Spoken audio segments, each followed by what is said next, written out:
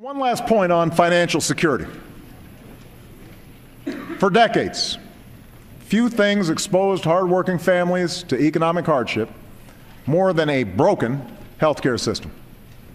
And in case you haven't heard, we're in the process of fixing that.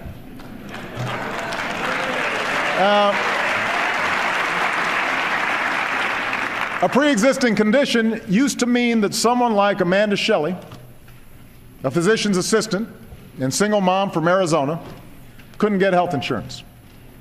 But on January 1st, she got covered.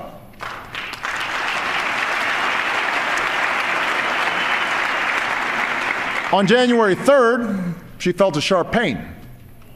On January 6th, she had emergency surgery. Just 1 week earlier, Amanda said, and that surgery would have meant bankruptcy. That's what health insurance reform is all about. The peace of mind that if misfortune strikes, you don't have to lose everything. Already, because of the Affordable Care Act, more than 3 million Americans under age 26 have gained coverage under their parents' plan.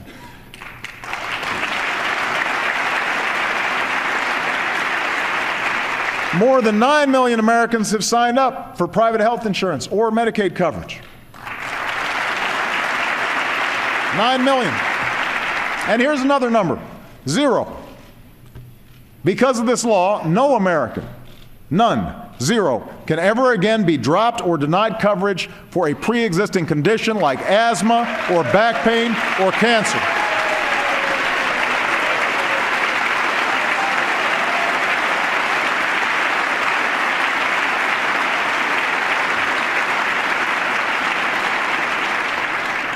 No woman can ever be charged more just because she's a woman.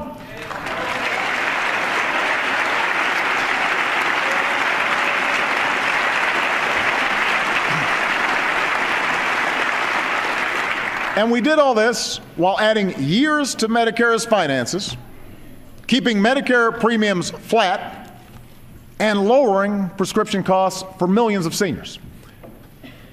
Now, I do not expect to convince my Republican friends on the merits of this law. But I know that the American people are not interested in refighting old battles. So, again, if you have specific plans to cut costs, cover more people, increase choice, tell America what you do differently. Let's see if the numbers add up. But let's not have another 40-something votes to repeal a law that's already helping millions of Americans like Amanda.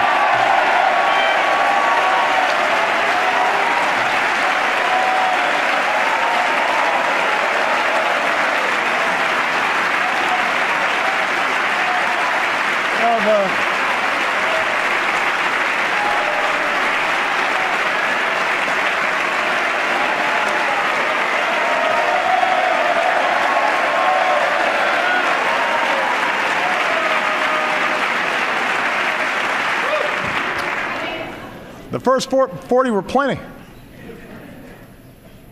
We all owe it to the American people to say what we're for, not just what we're against.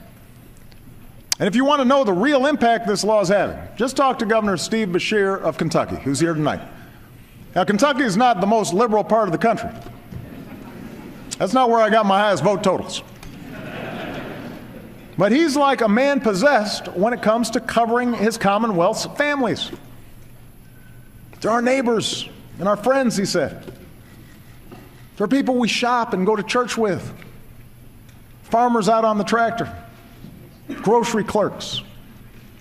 They're people who go to work every morning praying they don't get sick. No one deserves to live that way. Steve's right. That's why tonight I ask every American who knows someone without health insurance to help them get covered by March 31st. Help them get covered. Moms, get on your kids to sign up. Kids, call your mom and walk her through the application. They'll give her some peace of mind, and plus she'll appreciate hearing from you.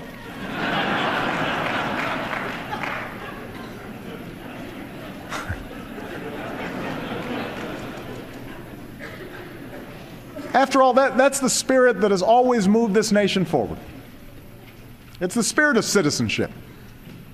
The recognition that through hard work and responsibility, we can pursue our individual dreams, but still come together as one American family to make sure the next generation can pursue its dreams as well. Citizenship means standing up for everyone's right to vote.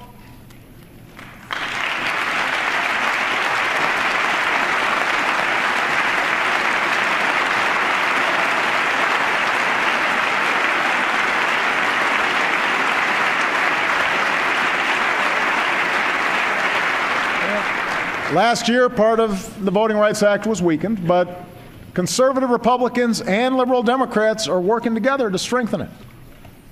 And the bipartisan commission I appointed, chaired by my campaign lawyer and Governor Romney's campaign lawyer, came together and have offered reforms so that no one has to wait more than a half hour to vote.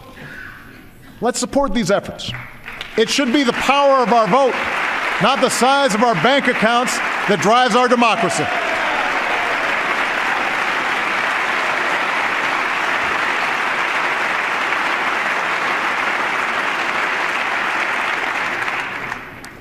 Citizenship means standing up for the lives that gun violence steals from us each day. I've seen the courage of parents, students, pastors, police officers all over this country who say, "We are not afraid." And I intend to keep trying, with or without Congress, to help stop more tragedies from visiting innocent Americans in our movie theaters and our shopping malls or schools like Sandy Hook.